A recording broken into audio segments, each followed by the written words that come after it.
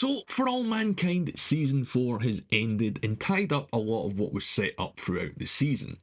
So in this video, I'm going to break down the plot of the last episode and talk about that ending, so spoilers ahead if you haven't seen it. But before we get to that, as always, I'm Al, this is the Geek in Review, and just to say thanks for taking the time to choose to watch this channel. If you haven't done it already, hit subscribe, and if you make it all the way to the end of the video, leave a like as well. The episode opens with a flashback, which I'll be honest kind of threw me, and I'll get to that in a second. We see some scientists returning to Happy Valley Base who find an object in the sands of Mars. Now the whole season they teased about what happened on the first Mars mission with Ed, Danielle and Danny once they were stranded on the planet after Kelly left. We know that they made it back bar Danny who died on the planet's surface, but we didn't really know any more information than that. So I did think straight away that this was going to be the site of perhaps his murder or maybe where they buried him.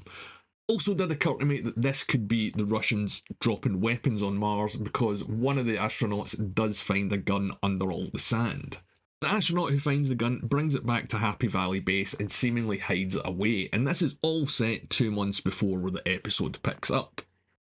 In the present, the asteroid heist is well underway. Sam swapped the drive on the ship, and both Earth and Mars know that there's some plot involved in the mission, but aren't entirely sure what it is yet. We see the Ranger spaceship in Goldilocks as a Rolling Stones songs play, whose chorus mentions about being out of time, a clear reference to what's going on, as this episode does have a ticking clock. It's all set in about under 3 hours in the final stages of the Goldilocks mission, which seems to be going as normal as they're about to fire up the engines, changing the course of the asteroid for Earth, or Mars as the case may be. But they've got more problems in the asteroid to deal with. They still have the Korean commander who's alive after last week but unconscious, and when he wakes up, of course he's going to tell people what he's seen and what's happened to him. Lee volunteers to take him to a doctor and make up a story in order to cover it up, but they're only buying time until he regains consciousness. Meanwhile, in a similar situation, Miles is still being held by the CIA and KGB agents who've got no intention of taking him to a hospital because they start to torture him, removing the air from the room. Your head'll feel like it's gonna explode, and soon you'll wish it had. Not the approach I thought they were going to take. As I said in my last video, I assumed that they were going to use his family back home, but it seems that they don't have the time to set that up yet. Just tell us where they are. Danielle still thinks Miles is involved, but they don't have any solid leads about anyone else. Being in a state of heightened security, Danielle decides to create a curfew for anyone on Mars who's not mission essential. So that's basically everyone outside of the command. So locking down a bunch of civilians and engineers, this goes about as well as you think, and it leads up to the tension that boils over at the end of the episode. KGB and the CIA do change their mind and decide to use Miles' family back on Earth against them, and yeah, I seen this coming a mile away as they built it up that Miles is a family man and does anything for his family, so it was only logical that they would use that against him to turn on the rest of the guys. They basically threaten to expose his Mars Rock operation back at home because it's illegal to sell them, so both he and his wife are looking at jail time. Not my family, please. I didn't do this to your family, Miles. You did. He tells them where to find Ed, but nothing more than that, and that's more than all they need, really. While this is all going on, Dev watches the mission from Command on Mars and realises all the commotion and that something's up. He manages to warn Ed and the team that they're coming, and I did think that this was going to be the big head-to-head between Ed and Danielle that I've been expecting all season. But it isn't. They manage to get away before Danielle and security agents show up. But she realises what they're up to and brings Earth up to speed, so they realise that they're diverting the asteroid to Mars and not Earth. In terms of physics, can someone steal an asteroid? Technically, yes. But because they figured it all out, they seem to have corrected the changes that they made to the course, getting it all the way to Earth should the mission work, and start to round up some of Ed's people back on Mars. Ed, along with Lee, Dev and some of the others, are now hidden in the Korean compound, just sort of biding time waiting for their next move, because obviously it's the one place that no other country can look. While this is all going on, back on Earth, Margot gets summoned to Eli's office, and the director Morozova, or Irina, our boss from Russia, is there, and this kind of throws Margot a little bit off kilter. It doesn't seem that she knows about Sergei yet because she is behaving perfectly normal. And it turns out that her boss is just there to oversee the Goldilocks mission. But she definitely lets Margot know that she has her eye on her without really saying it in public. And she 100% lets her know that once this mission is over, Margot's going to be going back to Russia. So I guess no more cheeseburgers. Alida discovered what happened to Sergei and that it seemed to be a self-inflicted gunshot wound, but of course she knows better, and now she knows that they're being watched.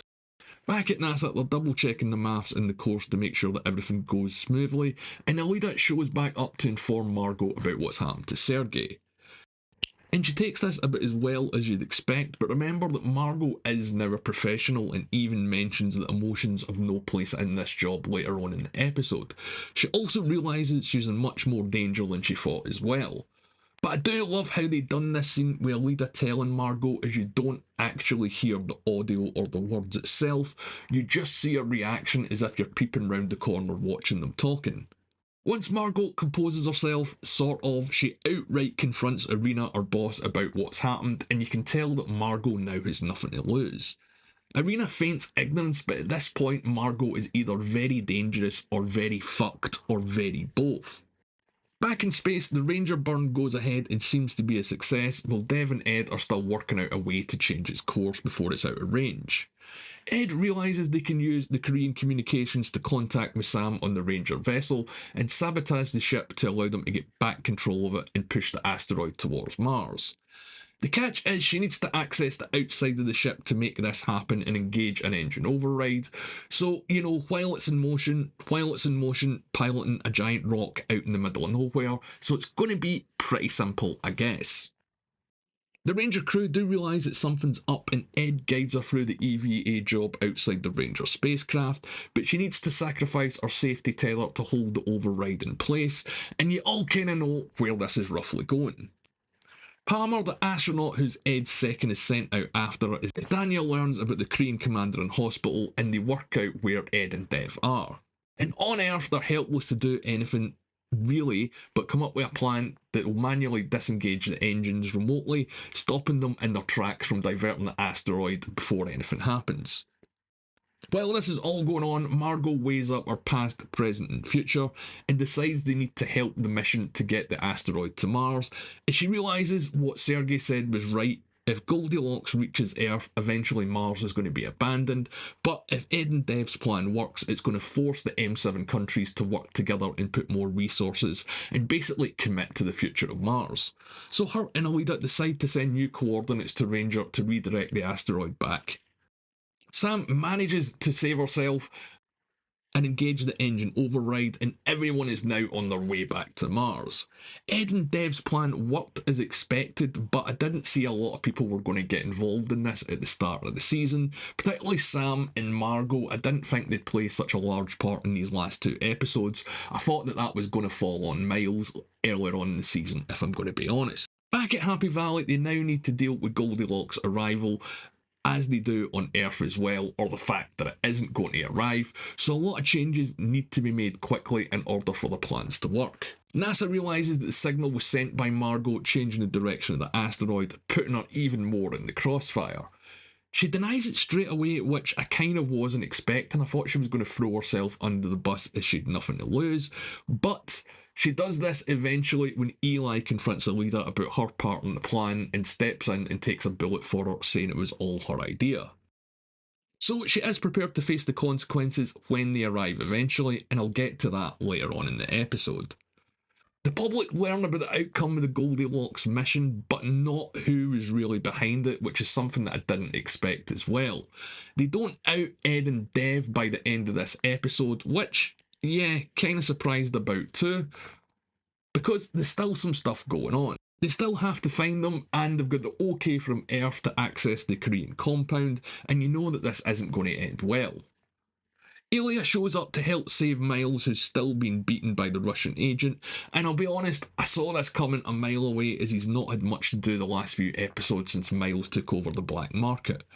But now, with sides brewing, temperatures flaring, conflict seems unavoidable on Mars. Just as the Americans and Russians are about to enter the North Korean compound, Miles and Elia and a whole bunch of their mates show up, overpowering the guards, and a full-on riot erupts on Mars as Danielle watches on the security monitors. The crewman who found the gun accidentally shoots Danielle during a scuffle, and for a second you don't know if it was her or Ed that was hit. Also said in my last video, it seemed that she was being set up to die after she was looking forward to going home and spending time with her family, and yet, you know, usually that's a massive clue, isn't it? Back on Earth, Margot is arrested by the FBI after the Russians discard her, so she's looking at treason charges in a long time in an orange jumpsuit. But her being arrested and led out and saying goodbye to a leader felt like a very satisfying end to her story for this season and over the whole show as well, because she's been a season 1 character, and if you went back and watched this from season 1 or you watched it for the first time, you'd have no idea this is where Margot's going to end up. She is pretty much one of the only characters that does get a final resolution though, and I'll get to that in a minute too.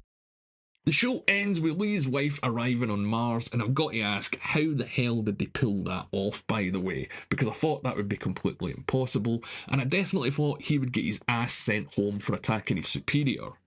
But this is all building up the glimmer of hope that the show needs to end on for this finale, and she's not alone when she arrives, so it seems that there's now some sort of Korean railroad to Mars as well. I wonder if they're going to explore that in the next season or not. What do you guys think? Let me know in the comments below. Danielle does actually live and makes it all the way back home to Earth and her family, so I was wrong about that one. We don't really get any information on what happened to Ed, Kelly, or the rest of the Baldwins though, which I was kind of surprised about. Now there is a time jump at the end of this episode, and it does mean that they could bring Ed back, but I don't really see how that would work given his age. And it does feel like they kind of left this out on purpose as well, so I do expect if Ed doesn't pop up in a recurring role next season, they'll at least mention what happened to him. The final scenes of the episode are Dev on Mars looking into space, imagining all the possibilities now Mars' future secure. And as I said, with the last season or the last few seasons, there's a teaser for what might come as well. Jumping to the year 2012, with Goldilocks now being mined with a base on the asteroid in the orbit of Mars. So Dev and Ed's plan worked out, it tied together some story points, and I didn't really see that it was coming, and I did really like this ending. While I said it felt unresolved that we didn't get brought up to speed on what everything is going to happen, or what's going to happen with everyone in the show, I should say, it does feel that this has been done on purpose, and if it does get a season 5, which I expect because it's made it this far, we're going to pick up with Kelly Baldwin and her mission on Mars, because we didn't get an update or really anything to do with Kelly in the last episode, so I guess that's going to be a big setup for the next season.